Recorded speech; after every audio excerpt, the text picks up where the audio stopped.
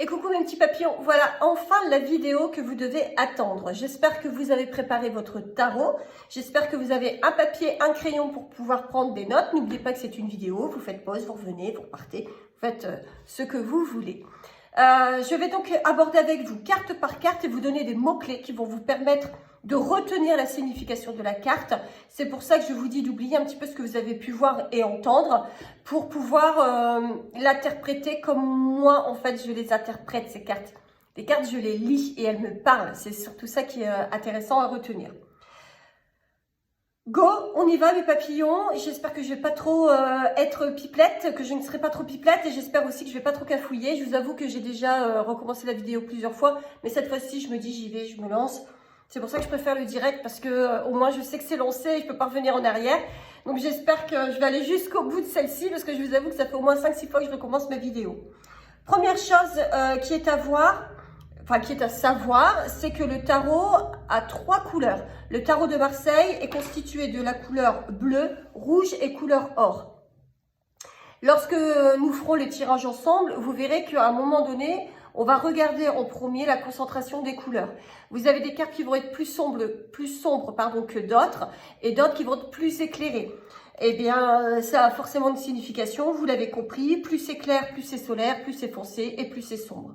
Et donc, quand on va faire un tirage, on va se rendre compte peut-être parfois que le jeu est très foncé au début et il va être plus clair à la fin. Donc là, ça nous donne déjà des prémices de penser que en ce moment, c'est compliqué, c'est sombre, mais que la suite va s'éclaircir. Deuxième chose, lorsque je vais évoquer une carte consultant, lorsque je dis que c'est une carte consultant, ça veut dire que cette carte dans le jeu, à un moment donné, a une double signification. Soit elle va représenter quelqu'un, un collègue de travail, un ami, un fils, votre époux, peu importe. Ou au contraire, elle va symboliser juste son thème de base. Mais ça, vous le saurez lorsque vous aurez appris comment on tire le tarot et comment savoir si on parle d'une personne ou si la carte donne tout simplement son thème de base. Vous allez voir, vous allez très vite comprendre, mais c'était pour vous expliquer le terme que j'allais utiliser, le terme carte consultant. Chaque fois que je l'évoque, notez-le bien sur votre petite feuille que c'est une carte consultant. Voilà mes papillons, j'espère que vous êtes bien installés, que vous êtes prêts. Je vais commencer, je vais essayer de ne pas parler trop vite et j'espère surtout que ça va vous plaire mes papillons. Allez, j'espère que vous avez, j'espère beaucoup de choses, que vous avez rangé vos cartes de la première à la dernière.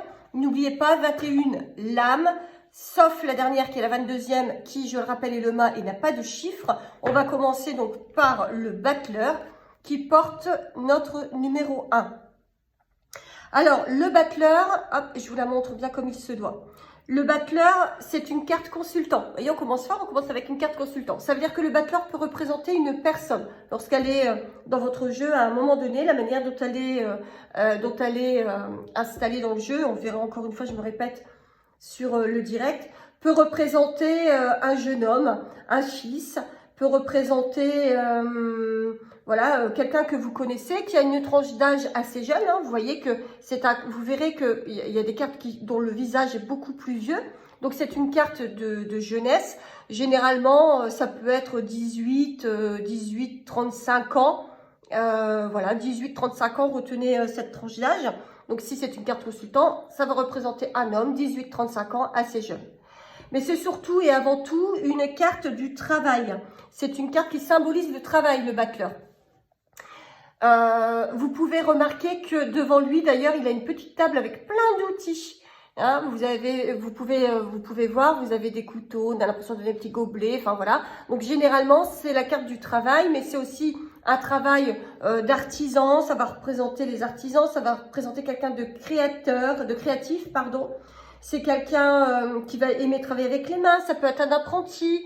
Vous voyez, c'est vraiment quelqu'un qui est manuel. Souvent, quand je dis c'est quelqu'un qui travaille avec les mains, c'est quelqu'un qui est manuel, on me dit souvent oui, parce que je sais que c'est cette carte-là qui me le symbolise. Cette personne, lorsqu'elle est carte consultante, on voit que c'est une personne, vous voyez, elle a les pieds sur terre, les 2 pieds touchent le sol. Donc, c'est quelqu'un qui est posé, c'est quelqu'un qui a les pieds sur terre, c'est pas un foufou qui part dans tous les sens. Et qui est plutôt confiant. Quand je dis que c'est la carte du travail, c'est parce que elle symbolise, comme je vous l'ai dit, certains métiers, mais ça peut être tout type de métier aussi. Tout dépend de la manière dont on va poser la question. Puis vous voyez dans ses mains, on peut imaginer que c'est une espèce de petit stylo. Quand des fois vous me dites est-ce que je vais signer un contrat ou pas, Céline, ben si je trompe, si le jeu me montre cette carte-là avec une autre carte positive à côté, je vais très vite comprendre que oui, en effet, vous allez signer quelque chose sur le plan du travail. Parce que avant tout, c'est la carte du travail. Et c'est une carte consultant. Donc consultant donc, qui représente un jeune homme, comme je vous l'ai dit, qui a les pieds sur terre, mais qui souvent est dans le domaine du travail manuel. Mais ça peut aussi très bien représenter un fils. Voilà, je pense que je vous ai dit à peu près ce que je retiens de cette carte. Vous voyez qu'il y a plusieurs couleurs chez lui. Hein. C'est la carte qui sera à côté qui va représenter réellement, qui va donner réellement une signification derrière. Voilà mes papillons. Ensuite, on continue avec la carte numéro 2, la papesse, mes papillons. Alors, vous voyez que la papesse a déjà un certain âge.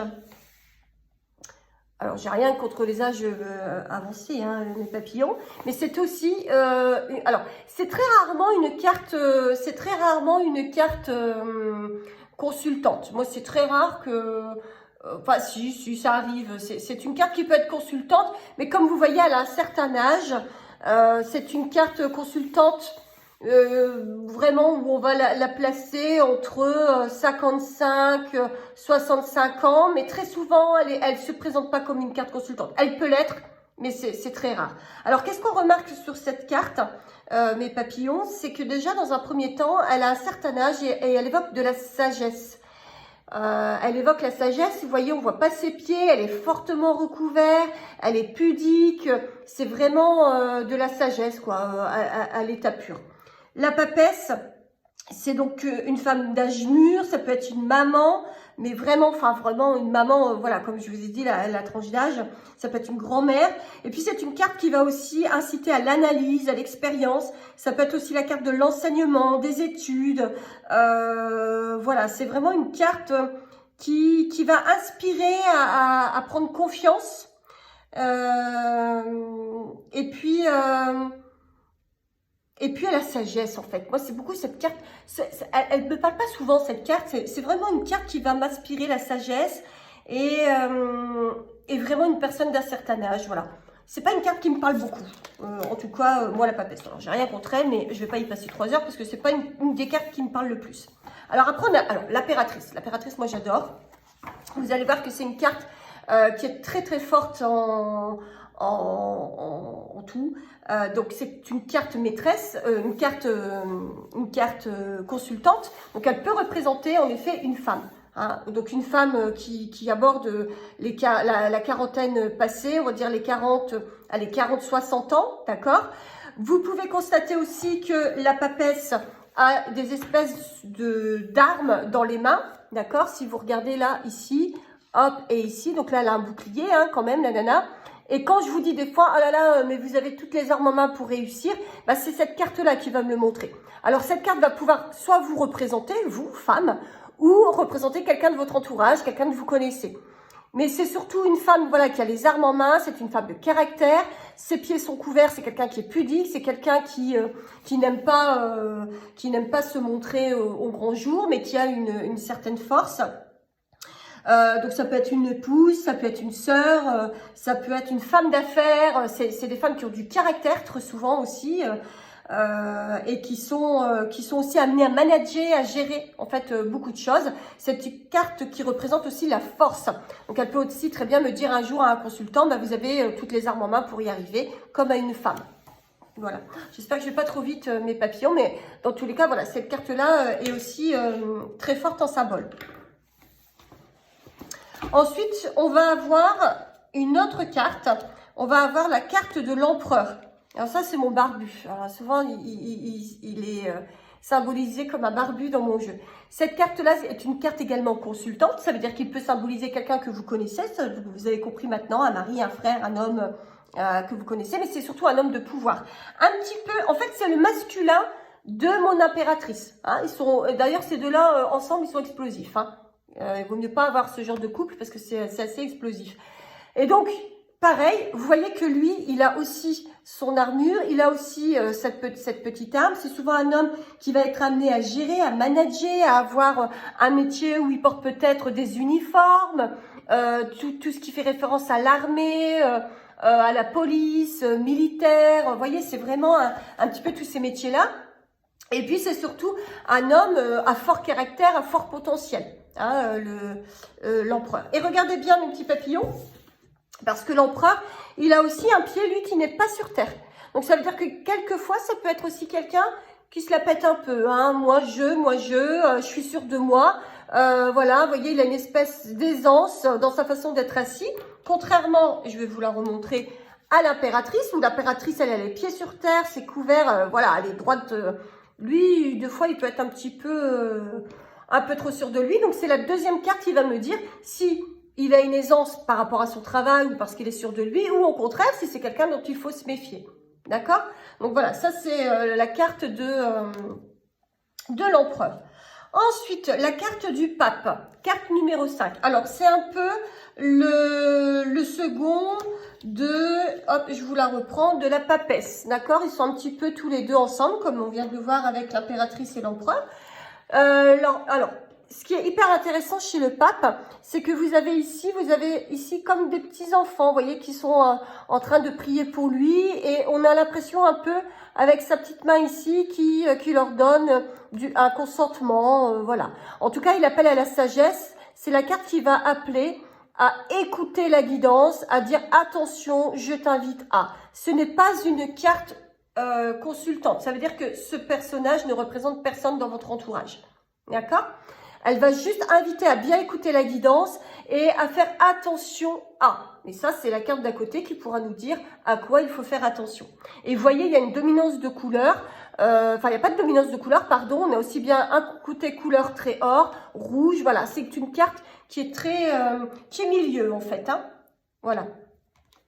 J'espère que je ne vais pas trop vite, mes papillons. Ensuite, vous avez la carte de l'amoureux. Alors, comme son nom l'indique, elle va en effet parler de l'amour, cette carte. Ce n'est pas une carte consultante, donc elle ne représente personne. Elle va en effet représenter l'amour. Si vous avez posé une question sentimentale et qu'elle ressort, c'est hyper intéressant. C'est-à-dire que la carte à côté va vraiment nous ouvrir sur la question, mais pas que. Elle n'est pas que amour. Pourquoi? Parce que quand on regarde, alors elle est amour grâce à ce petit ange hein, qui va tirer sa flèche, mais elle n'est pas que amour. Regardez bien, vous avez trois personnes. Vous êtes au milieu et à un moment donné, vous avez deux personnes autour de vous. Donc, c'est une carte aussi de la communication. On communique avec les autres, mais c'est aussi une carte où on peut être amené à faire un choix. Hein, c'est une carte qui va nous dire, ben voilà, il va falloir prendre un petit peu une décision quelque part. On n'est pas encore vraiment dans la phase de décision, on est dans la phase d'écoute, de relation, mais voilà, il y a quelque chose qui se trame. En tout cas, c'est une carte de la communication. Lorsque je vous dis, par exemple, lors de direct que vous êtes hyper communicant, cette carte-là va me le montrer très précisément. D'accord? C'est aussi la carte de l'homosexualité. C'est la carte qui va me montrer voilà l'orientation sexuelle des gens et puis qui va aussi me montrer si on peut être addict au sexe ou pas, ou si au contraire on a un blocage sur le plan sexuel. Donc cette carte-là a énormément de signification, mes papillons. Donc il faut retenir en fait, comme mot-clé dans cette carte, il faut retenir en effet l'amour, mais aussi la communication, parce qu'on est à plusieurs et on communique, on échange. D'accord? J'espère que je ne vais pas trop vite. Hein. Bon, je vais arrêter de vous le demander parce que sinon ça va vous agacer.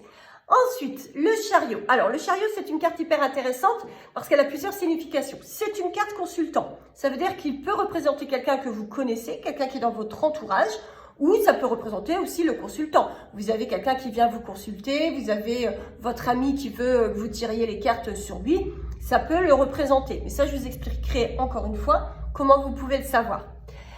Alors lui, c'est un jeune homme, hein, on va dire, qui a, on va dire 50 ans, 50 ans gros maximum. C'est une personne qui est plutôt beau gosse, hein, vous voyez, il se la pète un petit peu, j'ai envie de vous dire. Il a une certaine aisance, il a, voilà, il se la pète, hein, il a vraiment confiance en lui. C'est ce que moi j'appelle les beaux parleurs, c'est ce que moi j'appelle... un peu les dons juans et souvent je m'en méfie, encore plus quand il y a le diablotin à côté. Donc, c'est des personnes qui sont très séducteurs, c'est des personnes dont il faut un peu se méfier et qui ont tendance à ne pas vouloir se poser. Voilà. Donc ça, c'est la première signification de cette carte. Mais cette carte, elle a une autre signification. Vous pouvez constater qu'il y a 2 chevaux. Donc c'est la carte du changement. C'est une carte de choix. Il y a un choix, il y a une destination à prendre. Soit on clique à gauche, soit on clique à droite. Et là, voilà, on est à la croisée des chemins. Donc cette carte va nous montrer, par exemple, si je fais un thème professionnel, elle va me montrer qu'à un moment donné, que le consultant doit faire un choix. D'accord? Soit je vais sur ma droite, soit je vais sur ma gauche. Donc, c'est la carte du choix. C'est une carte qui me montre qu'il y a du changement qui peut être plus ou moins rapide. Tout va dépendre de la carte qui va l'accompagner. Mais c'est aussi la carte de la voiture. Vous voyez, il y a des petits trous sur les côtés. Donc, c'est la carte de la voiture. Quand des fois, je vous dis, oh là là, attention ma bichette, je vois un petit truc avec la voiture, il faut se méfier. C'est cette carte-là qui va me le montrer, toujours accompagnée, bien sûr, d'une deuxième carte. Une carte seule ne peut pas se lire. Oui, elle se lit. Elle donne une signification, mais elle ne se lit pas complètement puisqu'il me faut la deuxième carte à côté. Donc, carte de la voiture, carte du changement. Il y a une décision qui doit être prise. Je suis à la croisée d'un chemin et je dois aller à droite ou à gauche, d'accord? Et puis, c'est une carte consultant avec ce jeune homme qui est franchement don juan, dont il faut se méfier. C'est un beau parleur. Il faut se méfier. C'est quelqu'un qui aime bien se la péter. Vous connaissez ma franchise, je vous dis les choses. Ensuite, la carte de la justice. La carte de la justice, comme vous pouvez voir, elle est très or. On a quand même une petite domination de l'or. Comme son nom l'indique, c'est la carte de la justice au sens propre du terme. Lorsque vous allez au tribunal, elle va forcément apparaître. Peu importe les types de tribunaux, c'est la carte qui symbolise vraiment la justice. Vous voyez bien sa petite balance, d'accord, qui va venir aussi équilibrer les choses. Lorsque, par exemple, on va faire un tirage sur les finances, elle va me dire si c'est équilibré ou pas, d'accord, toujours avec la carte qui va être à côté. C'est une carte qui n'est pas consultante, elle ne représentera jamais personne. Il y a une chose aussi très importante à retenir, sur cette carte, vous voyez, elle a une espèce d'épée. Ça veut dire qu'à un moment donné, vous allez être peut-être amené à devoir trancher les choses, à couper les choses. Je dois prendre une décision, je dois trancher. C'est cette carte-là qui va aussi venir me le montrer. Mais elle symbolise très souvent, et heureusement parce que j'ai pas souvent la justice, enfin si je l'ai, mais je veux dire heureusement qu'elle symbolise autre chose que la justice. Elle symbolise l'équilibre, que ce soit dans un couple, l'équilibre financier, grâce à sa petite balance, mais aussi elle me montre quand il va falloir trancher et prendre des décisions claires, nettes et précises. Mais encore une fois, c'est une carte qui doit se lire avec une autre carte. Ensuite, nous avons l'ermite, mes papillons. Alors, l'ermite, c'est très simple. Ce n'est pas une carte consultant, elle ne symbolisera jamais personne. Par contre, c'est une carte qui dit beaucoup de choses. Première chose, l'ermite, vous voyez, c'est une personne d'un certain âge qui apporte la sagesse et qui avance doucement. Il a son petit bâton. On peut comprendre, vu son vieil âge, que c'est quelqu'un qui avance doucement parce que c'est une carte qui va représenter un espace-temps. Ça veut dire cette carte, peut me montrer que le temps va être long. Par exemple, je vous vois signer un contrat, mais si j'ai ça derrière, ça veut dire que vous allez le signer, mais c'est encore long. J'ai un espace-temps qui est éloigné, d'accord ? Et puis, c'est une carte qui peut aussi me montrer le chemin avec sa petite loupiote là qui est juste ici. Le jeu me dit, regarde, je te montre le chemin, je te montre là où il faut aller. Et souvent, la carte qui est derrière va me montrer là où il faut aller. Ok ? C'est une carte aussi, vous voyez, il a un long manteau, Il a un très long manteau. Et comme un petit peu les médecins dans le Moyen-Âge où ils avaient des grandes capes, voilà, et bien en fait, il représente la médecine, ça représente la santé, cette carte-là, d'accord? Donc c'est la médecine, mais ça va représenter aussi les avocats, les notaires, vous voyez, tous ceux qui, fut une époque, avaient des longues robes pour montrer leur savoir et leur sagesse. Voilà, donc ça va représenter tout ce qui est notaire, avocat, et autres. On va continuer avec la roue de la fortune. Alors, elle n'indique pas, alors comme son nom l'indique, elle parle de fortune, elle peut montrer des rentrées d'argent, ça c'est pas un souci, mais très souvent, elle va montrer aussi le changement, d'accord? C'est vraiment une carte qui est dynamisante et on passe d'un état à un autre. Vous voyez, il y a un petit diablotin sur le haut de de la roue, qui montre qu'on peut passer d'un extrême à un autre et le changement est souvent très rapide. C'est aussi une carte espace-temps. Elle montre que le changement peut être très rapide. Ensuite, la carte de la force. Alors, c'est une carte consultante. Elle représente, comme vous pouvez le constater, une femme assez jeune. Elle va très souvent être associée à notre battleur. Hein, c'est un peu la même tranche d'âge. Tranche d'âge 18, allez, 35 ans, on va dire.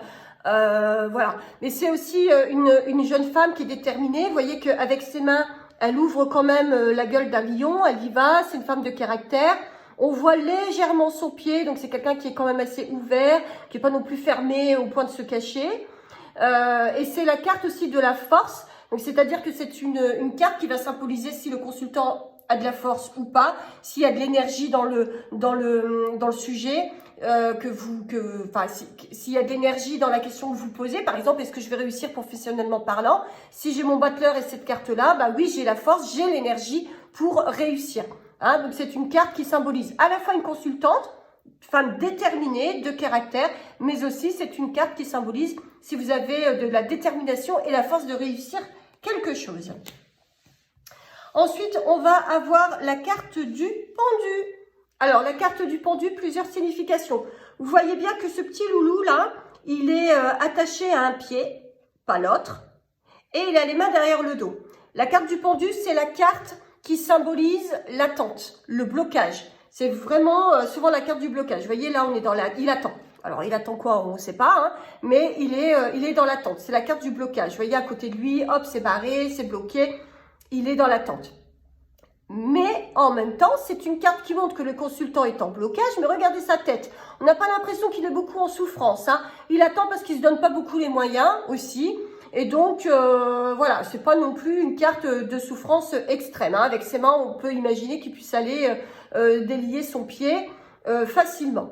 Mais c'est une carte aussi qui peut être symbolique au niveau de la santé, parce qu'avec ces petites gouttelettes de sang qu'on a sur le côté, on peut ici imaginer que c'est une veine, que ce soit une veine et qu'on ait en fait du sang. Et très souvent, c'est cette carte-là qui va montrer que le consultant doit faire des prises de sang, du moins qu'il y a une consultation à faire à ce niveau-là. Hein. Donc, carte du blocage, le consultant qui attend mais qui finalement n'a pas trop envie de bouger, et puis la carte de la santé qui montre au niveau des prises de sang qu'il faut réagir. Ce n'est pas une carte consultant, elle ne symbolisera jamais personne. Par contre, elle va donner une signification, sur le consultant. Voilà. Alors, celle-ci, mes papillons, je sais que vous la détestez, vous en avez tous peur, l'arcane de son nom. Comme son nom l'indique, elle n'a pas de nom. Moi, je l'aime, cette carte. Oui, elle symbolise la mort, je ne vais pas vous dire le contraire. Quand elle est associée à certaines cartes, elle symbolise la mort. Mais surtout, elle symbolise le changement radical. Vous voyez, avec sa fourche, il coupe tout. Il coupe des têtes, il coupe tout. Voilà, il coupe des têtes, il coupe des corps, mais il coupe aussi de la nature. Enfin, vraiment, c'est symbole de changement, d'un changement radical. Et je l'aime beaucoup, cette carte, parce que quand je la vois, souvent, on me montre au-delà de la mort, parce que je ne vois pas de la mort non plus tous les jours, mais au-delà de ça, elle me montre en fait un changement de vie, un changement d'état d'esprit. On sent que le consultant ou la consultante a envie de tout recommencer à zéro. Et ça, j'aime beaucoup. C'est pas la carte qui me fait le plus peur. Vous verrez c'est laquelle après. Donc moi, cette carte, elle me plaît beaucoup. Au-delà d'évoquer la mort, elle évoque surtout un changement radical dans la vie du consultant. Et souvent, c'est très positif. La tempérance, ce n'est pas une carte consultant. Elle ne symbolisera jamais personne. Par contre, elle symbolise l'espace-temps. C'est un espace-temps très long. Lorsque je la vois, généralement, je me dis ça va être long. Voilà, on a un espace qui n'est pas forcément même déterminé, parce que tellement que ça peut être très long.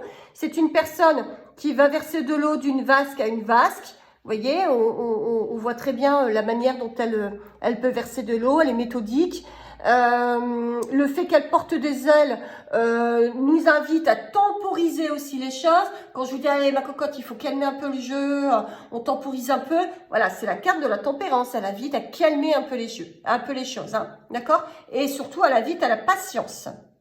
Vous allez découvrir la carte que je ne supporte absolument pas. C'est la carte que je regarde en premier dans mon jeu. Je regarde tout de suite où elle est, à côté de quelle carte et à quel niveau de mon tirage elle se trouve. Le diable.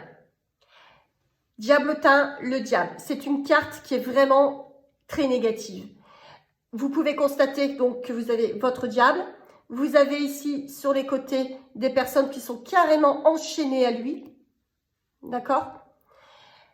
Comme son nom l'indique, il est diablotin. C'est une carte qui va symboliser, lorsqu'elle est à côté d'une carte consultant, va indiquer que c'est une personne diablotine. D'où à chaque fois l'expression quand je dis « Ah là, c'est quelqu'un de diablotin », j'aime pas beaucoup. C'est une personne qui va être dans la manipulation, dans le mensonge.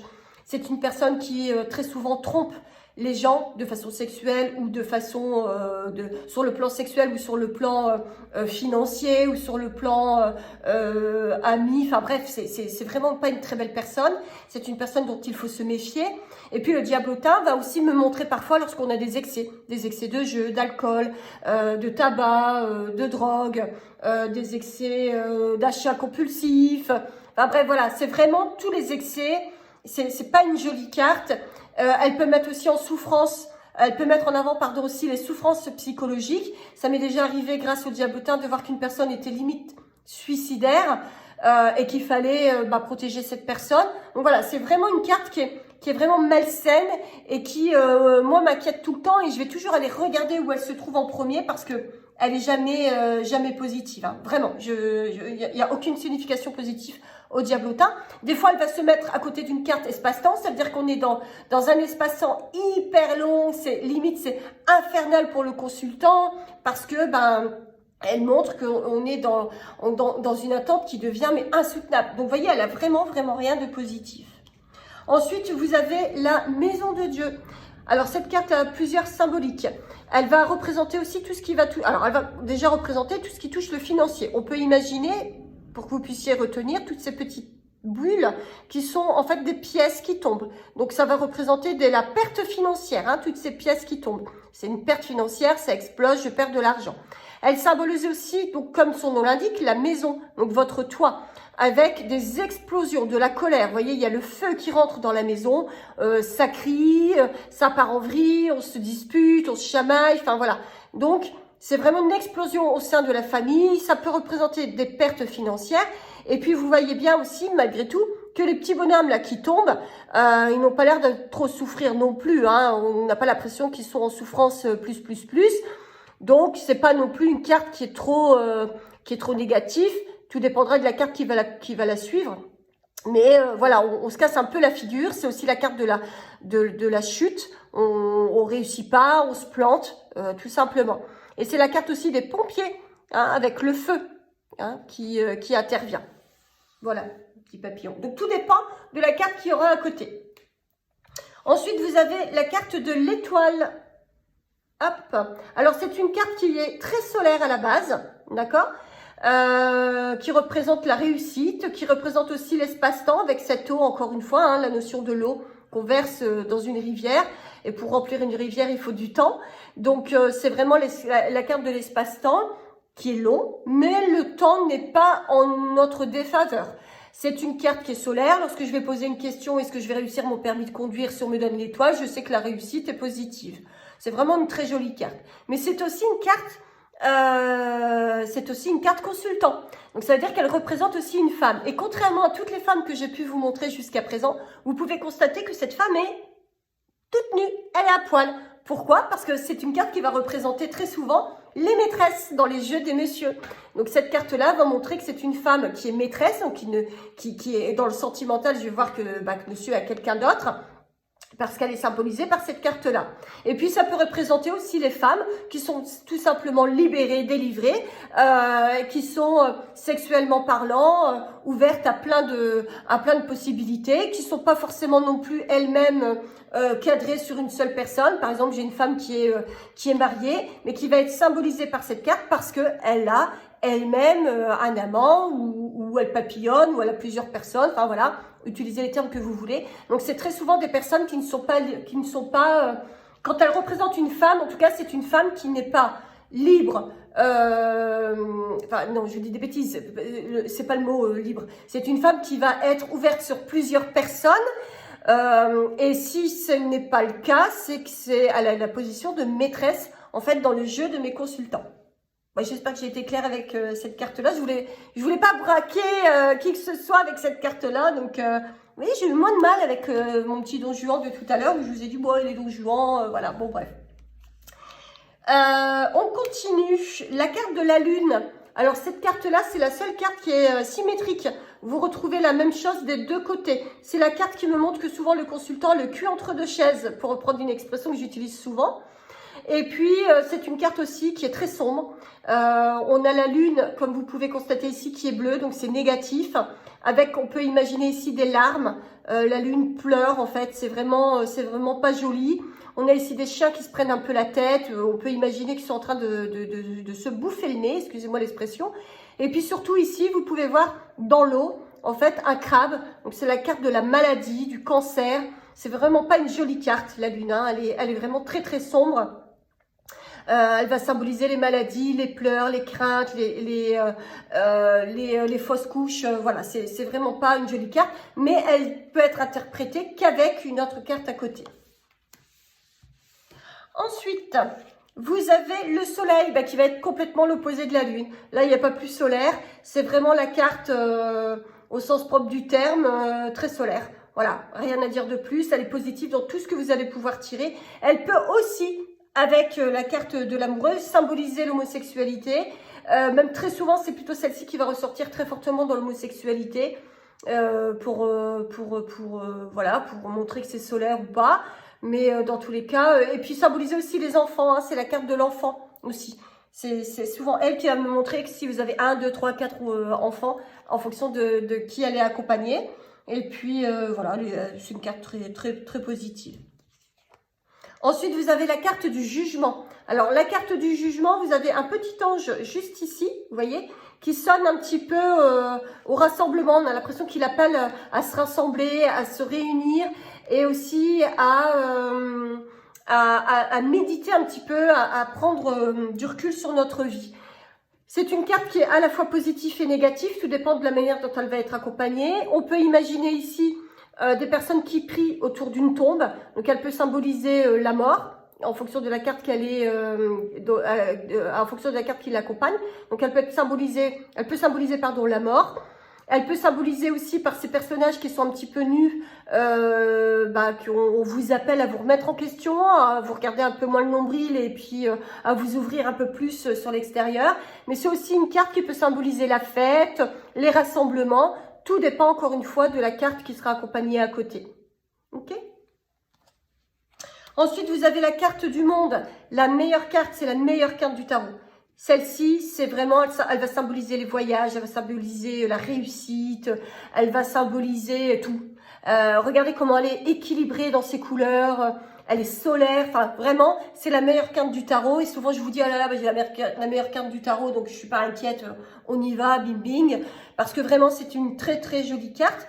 On a la force, on est préservé, vraiment... Elle est très, très, très positive. Elle va annuler, en fait, toute la négativité que vous allez pouvoir avoir dans votre jeu en fonction de sa place. Et enfin, vous avez la carte du mât. La carte du mât, c'est pas une très jolie carte, mais son premier atout, c'est qu'elle me montre le départ. Vous voyez, c'est un monsieur qui a son petit baluchon et il part. Il va de l'avant, on voit qu'il va de l'avant. C'est une carte qui peut me montrer que vous êtes en train de quitter quelqu'un, c'est une carte qui peut me montrer que vous êtes en train de quitter un travail, ou que vous êtes en train de quitter un état d'esprit qui est complètement négatif.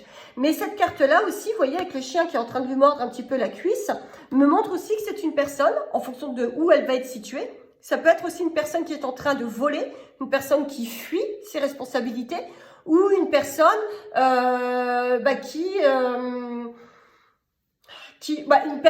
un SDF, par exemple, voilà, vous voyez, qui est vraiment en dehors de la société. Si j'ai cette carte-là avec le diablota, inutile de vous dire que je vais vous dire mais qu'il va falloir se méfier à 4000% d'une personne, et souvent le jeu va même me donner la signification, une signification plus poussée.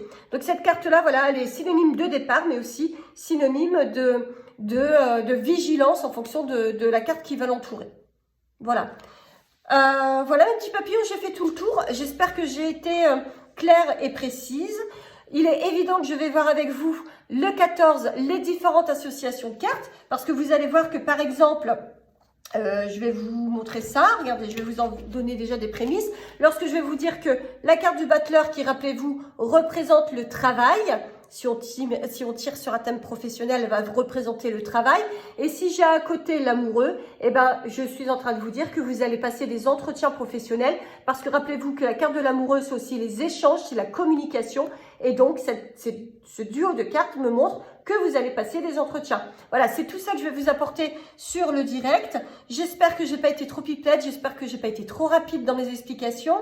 J'espère que ça vous a plu, j'espère beaucoup de choses et j'espère que vous allez me mettre des commentaires. N'hésitez pas à me poser des questions et j'ai hâte de vous retrouver sur le direct pour continuer tout ça. Je pourrais en parler pendant des heures. Je vous embrasse très très fort mes papillons et prenez soin de vos petites ailes.